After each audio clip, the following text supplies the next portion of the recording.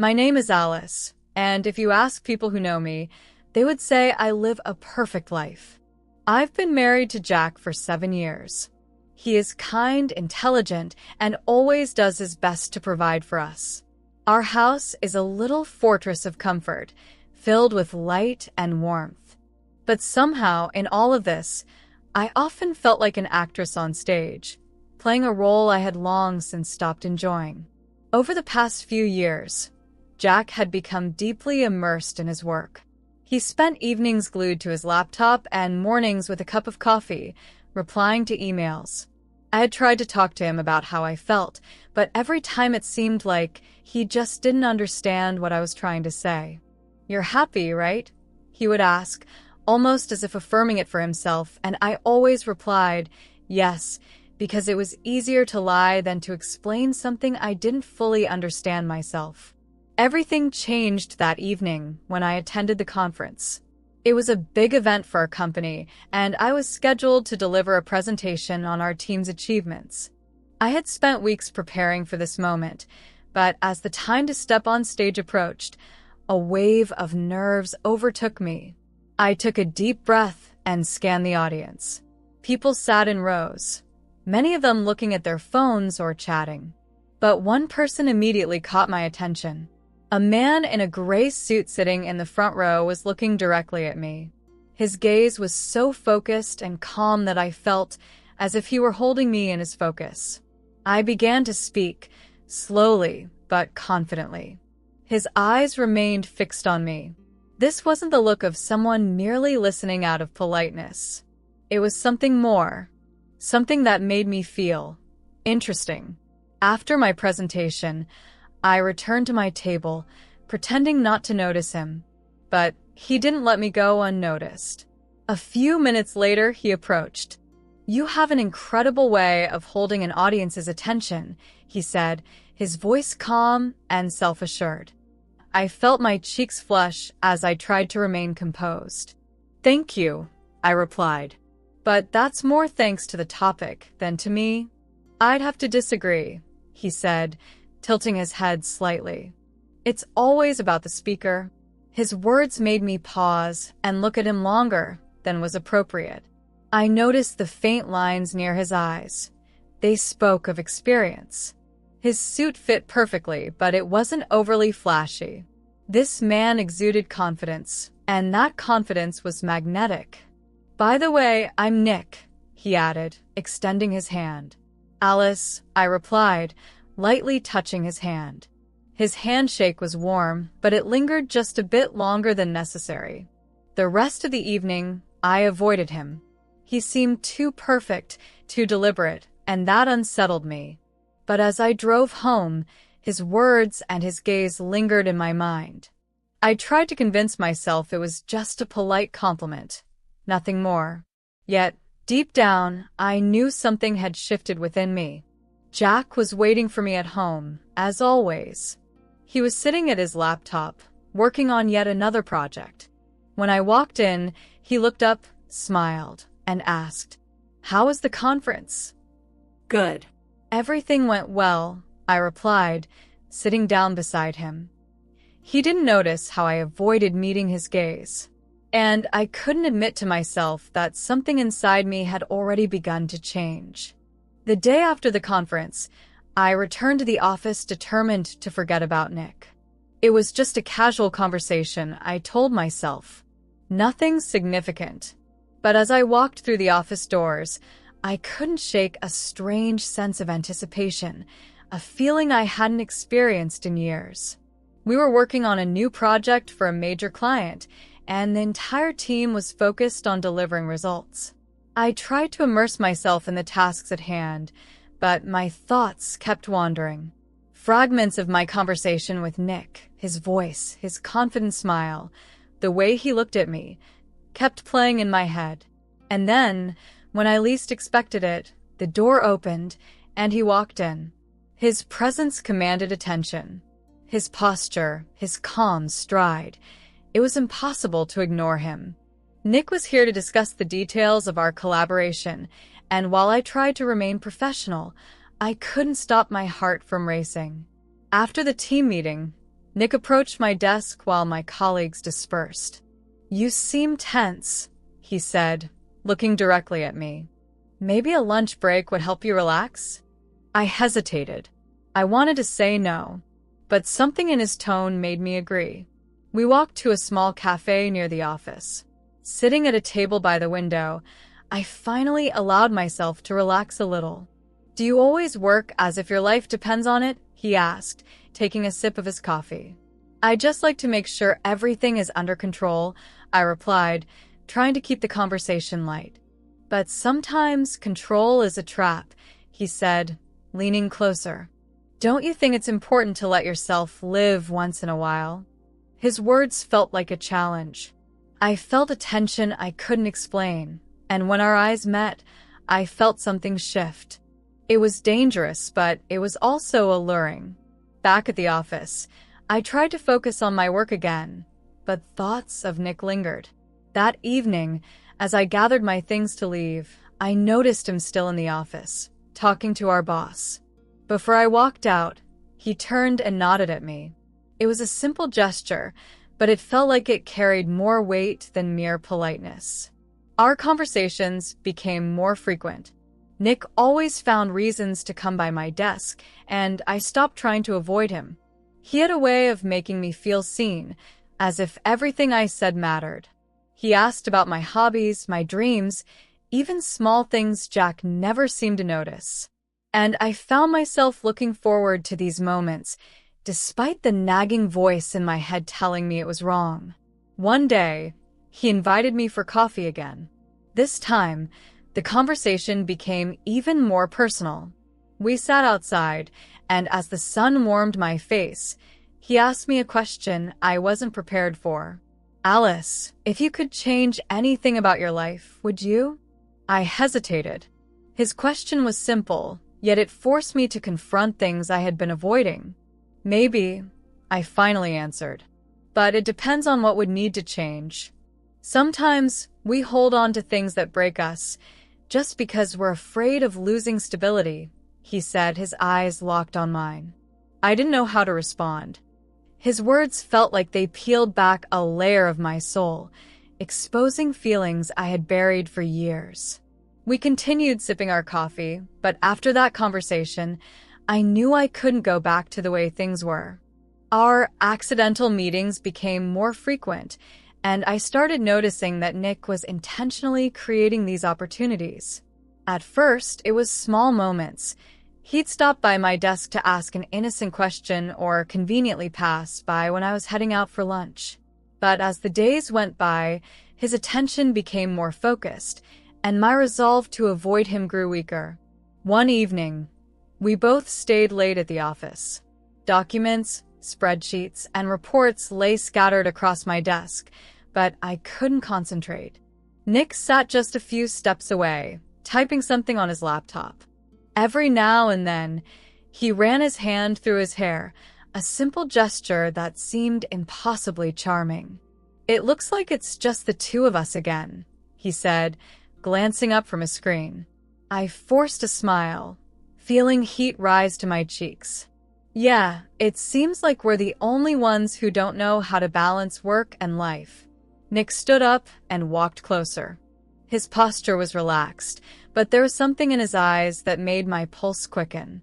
He placed a hand on the edge of my desk, leaning slightly toward me. "Alice," he said quietly, "do you ever think that sometimes rules are meant to be broken?" I froze. His words sounded like a challenge, and I couldn't find the right response. His gaze was so intense it felt as though he could see straight into my thoughts. "Nick, I began, but he interrupted me, his hand lightly brushing against mine. His touch was warm, and that simple gesture ignited something deep within me. We stared at each other for what felt like an eternity before he leaned in closer. His lips met mine, and I lost all sense of reason. It was a soft yet passionate kiss that made me forget everything else. A few days later, he suggested we meet outside of work. We agreed on dinner, but when I arrived at the restaurant, Nick told me he had reserved a room at a nearby hotel to avoid prying eyes. I knew it was wrong, but part of me had already made the decision. The room was simple yet intimate, with large windows offering a view of the city. Candlelight flickered on the table, and a bottle of wine sat open, waiting for us. When I entered, Nick was already there. He looked calm and confident, but his eyes held something deeper, a fire that sought release. I almost didn't come, I admitted, setting my purse on the chair. But you did, he said, stepping closer. His voice was soft but commanding, as if he already knew my thoughts better than I did. He took my hand, tracing his fingers along my palm, then gently along my cheek. In that moment, I couldn't hold back any longer. The world outside that room disappeared. His lips met mine again, and his hands pulled me closer, as if he was afraid to let go. We sat on the edge of the bed, talking about things that didn't matter. Yet every word, every gesture, was filled with hidden meaning. His touch was deliberate, almost reverent, as if he wanted to memorize every detail. The days that followed were filled with stolen moments. We found excuses to stay late at the office, sneaking glances and touches that spoke volumes. We started meeting in places no one could see us. Hotels, quiet cafes, even a small apartment Nick rented just for us. But along with the passion came a growing sense of guilt. Every time I returned home and saw Jack, my heart twisted with regret. He never questioned why I was more distant, why I was spending so much time at work. His trust was unwavering, and that only made my guilt heavier. One evening, as Nick and I shared dinner in the small apartment, he suddenly asked, "Have you ever thought about leaving him?" I froze. It was a question I had avoided even asking myself. "Nick, you don't understand. I can't just walk away from my life," I said, my voice trembling. He reached for my hands, holding them tightly. "But is it really a life, Alice? Don't you think you deserve more? Don't you think we deserve more?" His words echoed in my mind long after I left that night. As I stood in my bedroom, looking at Jack peacefully sleeping, I felt torn between two worlds. One world was safe, stable, and predictable. The other was wild, passionate, and uncertain. Everything came to a head when Nick suggested a weekend trip out of town. He promised it would be strictly business, but I knew better. We stayed at a small lakeside hotel, far from anyone who might recognize us. The time we spent there felt like a dream. We rowed a boat on the lake, walked through the woods, and dined under the stars. But every moment of happiness was accompanied by a gnawing thought. What happens next? Standing by the lake at sunset, Nick wrapped his arms around me from behind. His warmth, his breath against my hair. It felt so right, and yet so wrong. "Alice," he whispered, "I know this is crazy, but I can't live without you." His words made me hold my breath. In that moment, I realized I was standing on the edge of a cliff. One more step, and there would be no turning back. That evening, I stayed late at the office, determined to finish a project before the week ended. The office was nearly empty. Most of my colleagues had already left for the day. By 8 o'clock, I realized there were only two of us left, Nick and me. I sat at my desk, fully immersed in reports, when I heard his footsteps. He entered my office holding 2 cups of tea. "Looks like it's just the two of us again," he said, placing one of the cups on my desk. "It's becoming a habit," I replied without looking up, forcing myself to focus on the papers in front of me. "Alice, you're so tense," he said, pulling a chair and sitting next to me. "You need to learn how to unwind." I finally looked up, meeting his gaze. His eyes were soft, but there was an intensity in them that made my heart skip a beat. "Work helps me not to think about other things," I admitted, unsure why I was opening up to him. "And what are those other things?" he asked, his voice low but serious. I hesitated, unable to answer. But in that moment, He leaned closer, and the tension between us reached its peak. "Alice," he whispered, "I can't hide it anymore. You mean something to me." My heart raced. I knew those words would change everything. "Nick, this is wrong," I said, but my voice was quiet and uncertain. "But it's the truth. And you know it," he replied, gently taking my hand in his. Before I could respond, he leaned in and kissed me. It was soft and hesitant, but it awakened something within me that I hadn't felt in years. After that evening, everything changed. We began finding moments to be alone, in conference rooms, during lunch breaks, even in the elevator. Every touch, every glance was charged with meaning. The tension between us grew into something undeniable. One day, he suggested we go out for dinner. I hesitated, but eventually agreed. We chose a restaurant on the other side of the city, where no one would recognize us. That evening was filled with a lightness I hadn't felt in years. Nick was attentive, making me laugh, asking questions about my life, my dreams, my fears. I felt seen in a way I hadn't in a long time. "Alice, you know you make me better," he said, looking at me across the table. "Better?" I asked, surprised, but his words made me smile. "You remind me what it feels like to be alive." I didn't know how to respond. His words were so simple, yet they struck me deeply. After dinner, he suggested we take a walk. We wandered through quiet streets, talking about everything and nothing, and it felt like time had stopped. When we reached his car, he turned to me and stopped. "Alice, you know I can't stop this," he said, looking into my eyes. My heart was pounding, but I knew he was right. "And neither can I replied, and those words were an acknowledgement of everything I'd been trying to deny. A few days later, we rented a small room at a hotel on the outskirts of the city. It was quiet and secluded. No one could find us there. I sat on the edge of the bed, looking at my reflection in the mirror. Nick came up behind me and wrapped his arms around my shoulders. "Alice, do you regret this?" he asked. I looked at his reflection in the mirror. His arms were warm, his voice calm. "No, Nick." "But I'm afraid of what comes next. We're in this together, and that's all that matters," he said, pressing a kiss to my shoulder. Those moments felt perfect, but deep down, I knew we were building a castle on sand. Returning to the office the next day, I felt like I was living between two worlds. At home, Jack greeted me with a simple question, "How was your day?" His question, so innocent, sent a wave of guilt crashing over me. I tried to act normal, but the weight of my actions was becoming unbearable.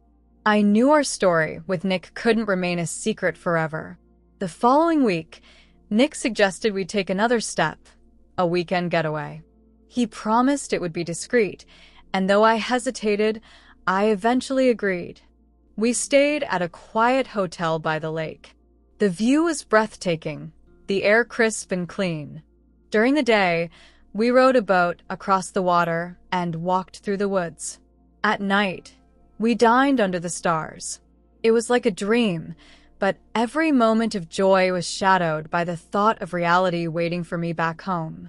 One evening, as we watched the sunset over the lake, Nick stood behind me and wrapped his arms around me. His breath was warm against my neck. "Alice, I know this is crazy, but I can't imagine my life without you," he whispered. His words hung in the air, heavy with meaning. I held my breath, feeling the weight of his confession. In that moment, I realized I was standing on the edge of something irreversible. One more step, and there would be no going back. That night, Jack left. He didn't yell or throw things. He just walked out of the door, leaving me alone in the wreckage of our life. I didn't know where he went, or if he would ever come back. My mind was a whirlwind, replaying everything that had led us here, searching for answers I couldn't find. I called Nick. "Jack knows," I said, trying to keep my voice from breaking. Alice, I'm here. We'll figure this out, he said confidently, but I could hear the tension in his voice. The next day, Jack returned home. His face was calm but unreadable. He sat at the kitchen table and gestured for me to sit across from him. I want you to tell me the truth, he said. All of it. No more excuses, no more half-truths. My hands trembled as I sat down, unable to meet his gaze. It just happened. I don't know how to explain it. I lost myself, Jack, and you were so busy. I found something else, somewhere else.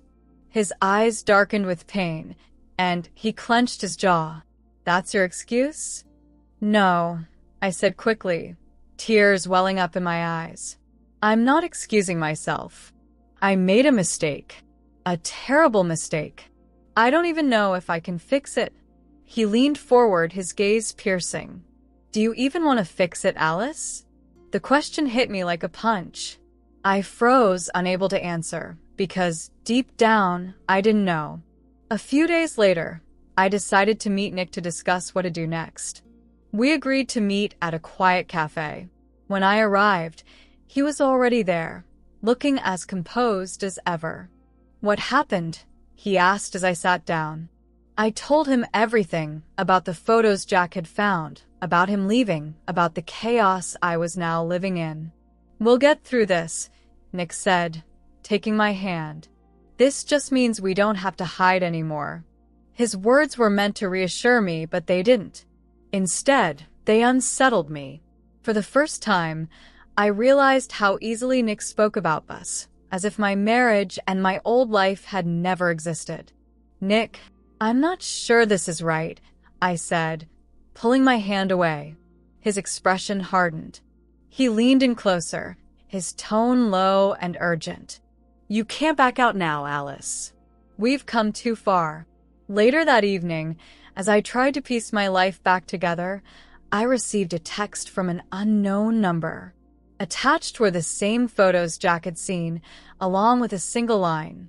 Did you really think this would stay a secret? My heart pounded. Who could have done this? I immediately called Nick, but he didn't answer. Panic clawed at my chest.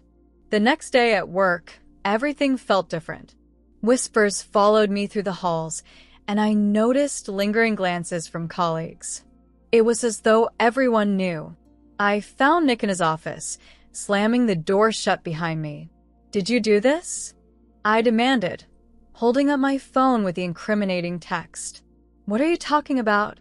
He asked, looking genuinely confused. Someone sent these photos. To me, to Jack. Who else could it have been? He froze for a moment, then stood, his voice rising. You think I'd sabotage us after everything we've been through? I didn't know what to think anymore. But the truth turned out to be worse than I could have imagined. A week later, I learned the truth. Nick had been using me. He wasn't just an ambitious new hire at our company. He was working for our competitor. Our relationship had been his way of gaining access to sensitive information about the company, leveraging my vulnerability to get what he wanted. The photos? Those had been his backup plan, ensuring that if I ever threatened to expose him, I'd go down with him. The realization shattered me. I had sacrificed everything. My marriage, my career, my dignity for a man who had never truly cared about me. Nick disappeared, leaving behind a trail of destruction. Jack, upon learning the full story, filed for divorce. I begged him for another chance, but it was too late. The trust we had was irreparably broken.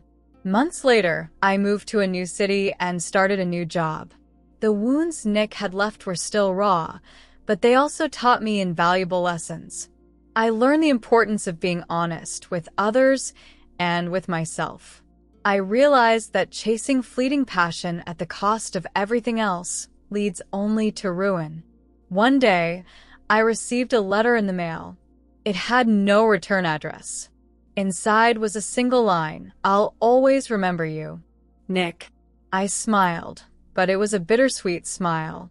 The chapter of my life with Nick was over, And though the scars remained, I knew I could finally begin to move forward. Please subscribe to our channel Stellar Stories. We have new amazing stories coming out every day. Thank you.